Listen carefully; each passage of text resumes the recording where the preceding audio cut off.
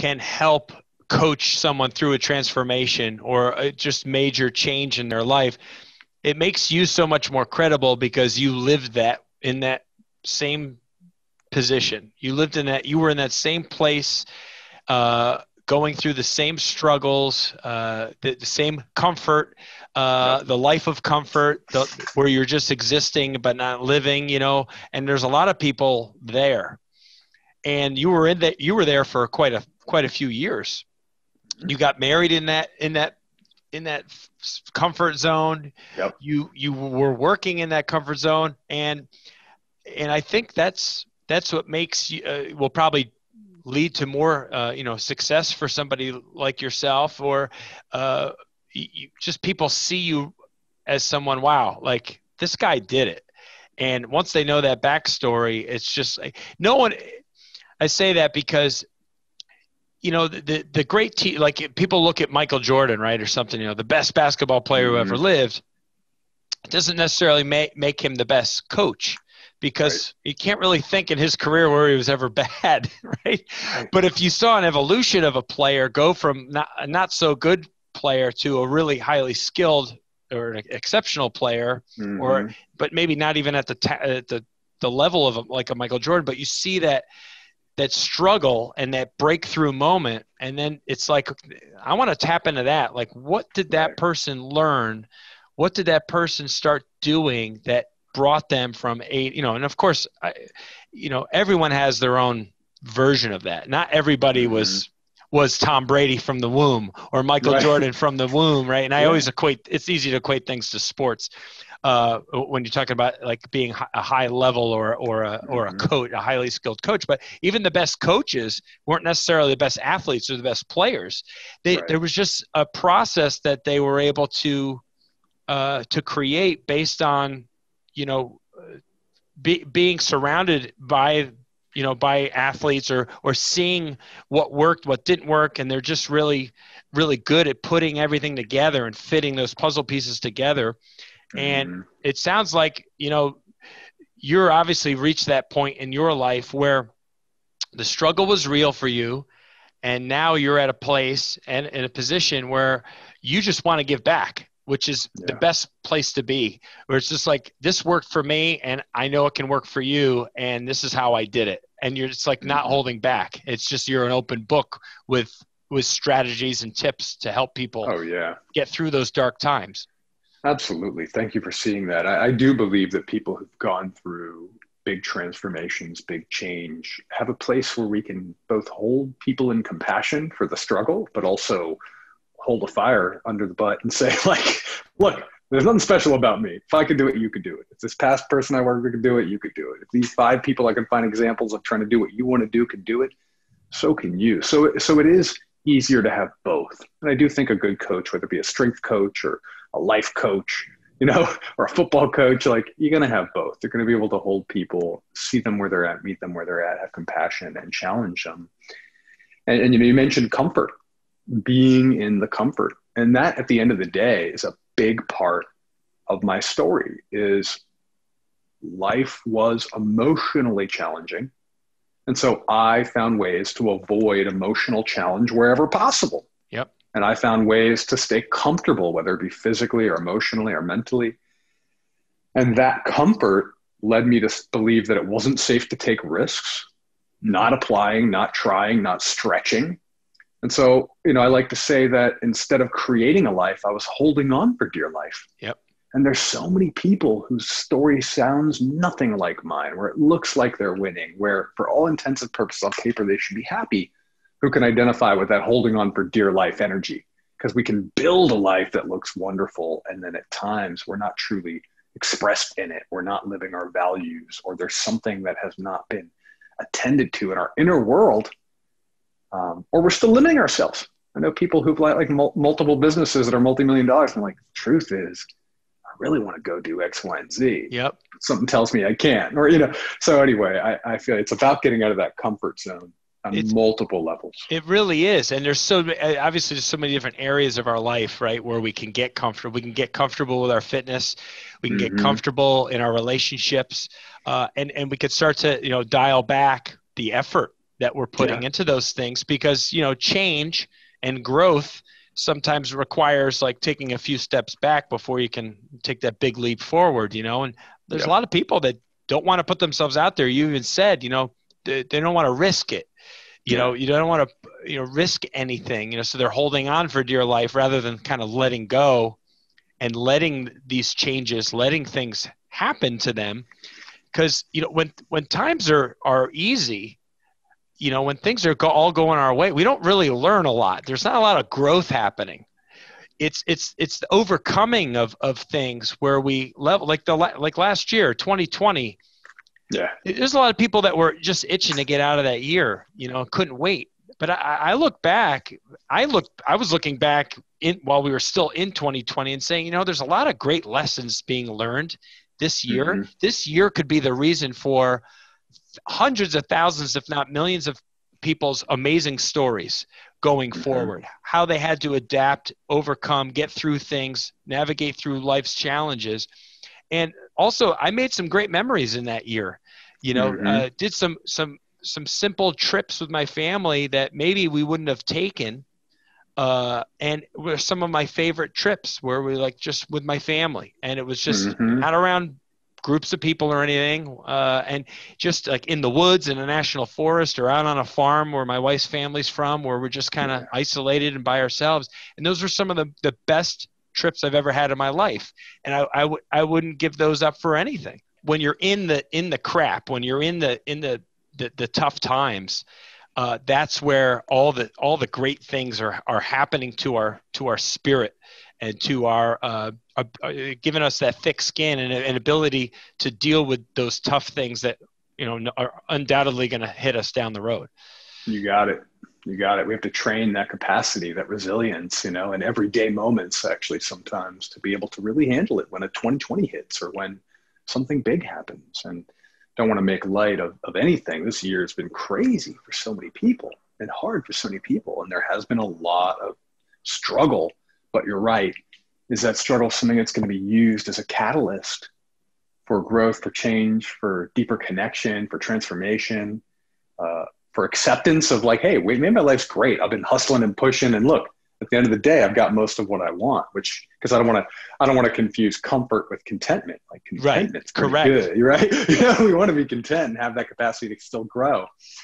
But yeah, that's such a big part of it. Such a big part of it is that strong mind. And how do we develop that in the times when things are comfortable, so that when things get hard, we're ready to pivot, we're ready to grow, Will you talk a little bit about, in your experience, that mind-body connection, how the two are really one, and how they have such a dramatic impact on the other? It's just nothing that you can do for your body that doesn't have an impact on the mind, and vice versa. Could you just go down that road a little bit? Right. I could go down that road, and we could get into all kinds of wild roadmaps on that one, because, I primarily work with men, and I actually think that men have been very much taught by our world to do one of two things: either deeply value the body from a perspective of how it can perform and how it looks.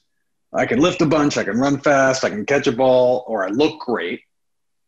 Or we've been taught to disembody. I'm a dude who, my whole life, it would be easy for me to disembody. My whole life I've gotten paid by yapping, basically. And by talking, and by having conversations, and by listening, right? And thinking, and applying that. And so a lot of men are like me, whether it's been through conversation and communication, or whether it's been through sciences and, finance and things like that. A lot of men have been taught your value is only in your brain. Right. Your value is only in your brain. So essentially what happens is we either get overly reliant on our body, and then as it starts to age, maybe you have an injury, maybe, and this is true for me, maybe the diet and exercise routine you've been doing, your metabolism changes, your body changes, and all of a sudden you're looking at more of a spare tire or something, right?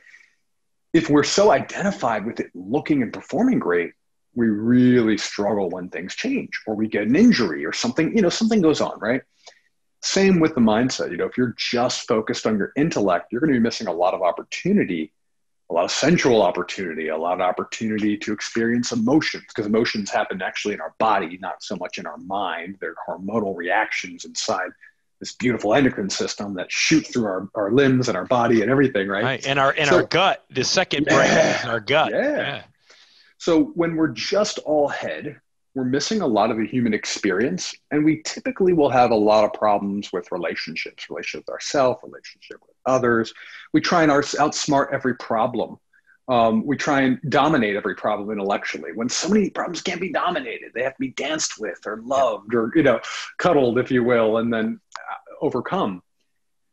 And so the mind and body are so vital. And so I want to say that for both ends, we want to be able to connect them and then even bring it out to more soul or spirit, because it's not just mind and body. Specifically, let's talk about our emotions and our emotional well-being. It's normal that I work with a lot of guys, even if they're really fit and they love their body, they take care of their body, that they're very heady and they have a lot of anxiety. Like they identify as an overthinker. Well, if you're an overthinker and you're not literally taking care of your body, and I mean taking care of it in multiple ways, where you know how to relax and rejuvenate, you know how to take care of yourself in more of what some might call like a feminine way. You could learn to take a bath and enjoy some scents and enjoy some good foods and take a mindful meal, right? And like actually care for and pamper your body. Or if you're not expressing it, you're not using it physically to get out your energy, to get out your emotional energy, to get out some of the excess energy that you have in the body, then chances are you're going to end up being someone who's thinking a lot and anxious. We have to almost move energy from being top heavy down to the body through movement and through relaxation and through self-care. And when we're not taking care of the body, the mind can go quite crazy. We also could talk about depression or anxiety from a clinical perspective. Now, I'm no psychologist. I don't have a psychology degree. I'm not a therapist, but just about everyone. I have a lot of friends that I've met through personal growth work, people who are very addicted to personal growth work like me. We maybe had some problems in our past, right? So I have a lot of friends who've experienced deep levels of anxiety, traumatic pasts, have experienced depression. I got to tell you, everyone I know who is actually creating a life that they really love and that manages that anxiety well, they're not relying solely on pills and therapists. They're really using exercise and nutrition as a way to manage the hormonal system, to manage their energy, to manage the feelings that come up in some way, shape, or form. So we really have to be tapped into caring for, loving, and challenging mind and body.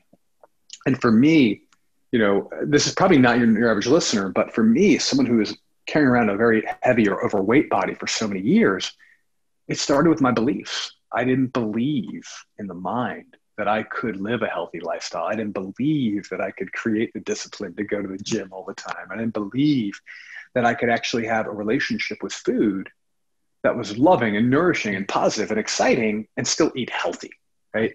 So that's another element of the whole mind-body connection, is our beliefs will dictate what we create with our body as well too.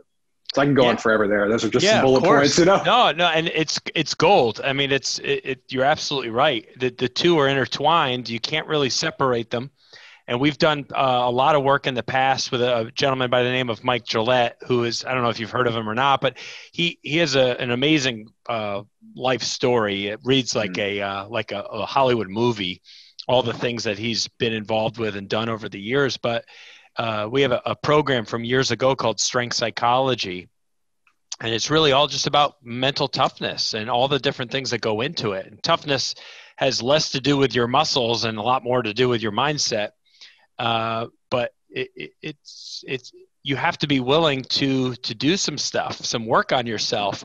And for some guys that can be either scary or they just feel like it's maybe not manly. Like, why do I need to tap into my emotions and my feelings? Because so many guys who, consider themselves masculine or manly, they don't want to talk about, why do I need to talk about my past or my childhood with my buddies or whatever? What do they care? Mm-hmm. But that can be some of the most beneficial conversations you'd ever have in your life. Why you deal with things in your life now, the way you deal with them is because of how you grew up. And having that, really what I'm getting into is, I think having a really close friendship as we get older with a handful of people that you have conversations with on a regular basis, is so helpful. And of course, there's therapists and there's other like yourself, life coaches and stuff that are out there that can become amazing mentors for you. But just having a close connection with some friends where you guys are willing to share, I mean, it's reciprocal, where you're both there's giving and taking and stuff, but where you're a sounding board for each other. And I do quite a bit of reading myself, and just how important that is from our younger years when we develop friendships all the way into our older years, how important it is to still have those friendships. And it can be just one or two people. It doesn't have to be a huge group. It can be a kind of a select few, but where you engage that person regularly, because getting things off your chest and hearing back from someone else gives you perspective on things, helps you release maybe some things that are painful, and helps you deal with them on a much healthier way.